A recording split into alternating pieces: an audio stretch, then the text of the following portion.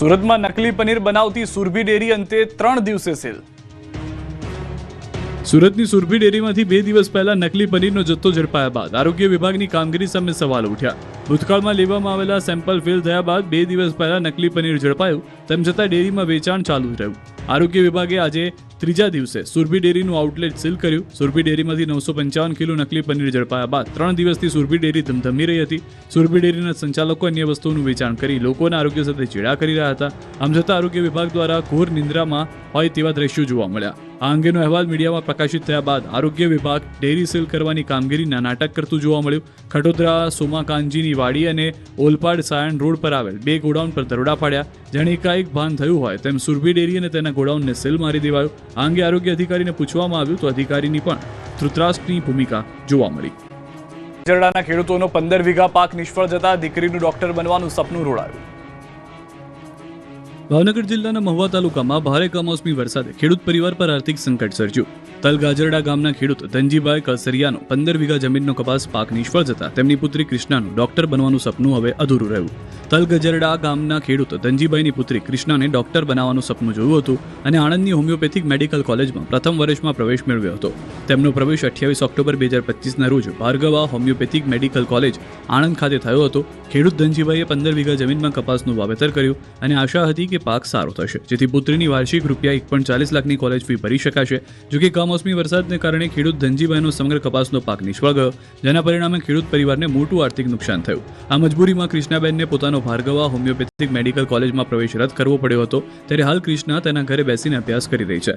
તેમના હૃદયમાં એક જ ઈચ્છા છે કે એક દિવસ ડોક્ટર બનીને પિતાના સપનાને પૂરા કરવા। ત્યારે હાલ તો ખેડૂત પરિવારની હાલત એવી છે કે કુદરત રૂઠે તો સપના પણ સુકાઈ જાય, કેમ કે ધનજીભાઈએ બેંકમાંથી લોન લઈને કપાસનું વાવેતર કર્યું હતું। શરૂઆતમાં સારો પાક ઉપજ્યો હતો, પરંતુ અંતિમ સમયે કમોસમી વરસાદે તેમની આશાઓ પર પાણી ફેરવી દીધું, કારણ કે દીકરી કૃષ્ણાની ભાર્ગવા હોમિયોપેથિક મેડિકલ કોલેજમાં વાર્ષિક ફી ₹1.40 લાખ હતી અને 6 મહિના 56,000 ભરવાના હતા।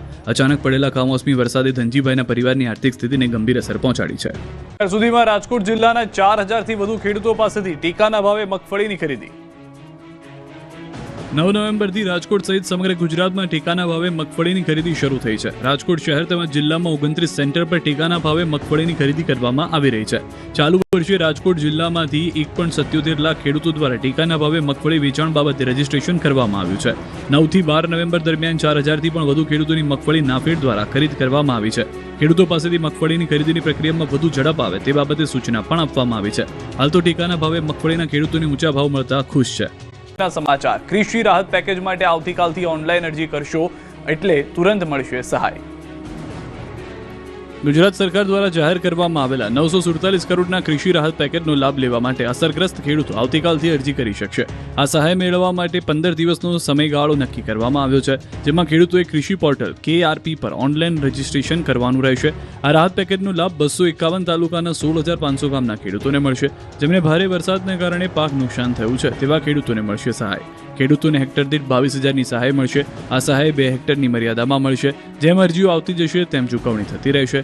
જરૂર પડે અરજીની સમય મર્યાદા વધારાશે। સર્વે નથી થયો તે ખેડૂત પણ કરી શકશે અરજી। શુક્રવારે બપોરે 12 કલાકથી ઓનલાઈન પોર્ટલ કાર્યરત થશે। 15 દિવસ સુધી ઓનલાઈન પોર્ટલ કાર્યરત કરાશે। ગ્રામ પંચાયતના VCE VLE મારફત ઓનલાઈન અરજી કરી શકાશે। ઓનલાઈન અરજી કરવા માટે કોઈ ચૂકવણું કરવાનું રહેશે નહીં। ખેડૂતોને સહાય સીધી બેંક ખાતામાં જમા થશે। આવતીકાલથી 12 વાગે એ પોર્ટલ ઉપર વીસી એ મારા ખેડૂત જે દુખી છે એમના ફોર્મ ભરવાની શરૂઆત, એમના ખાતામાં રૂપિયા પડવાની શરૂઆત।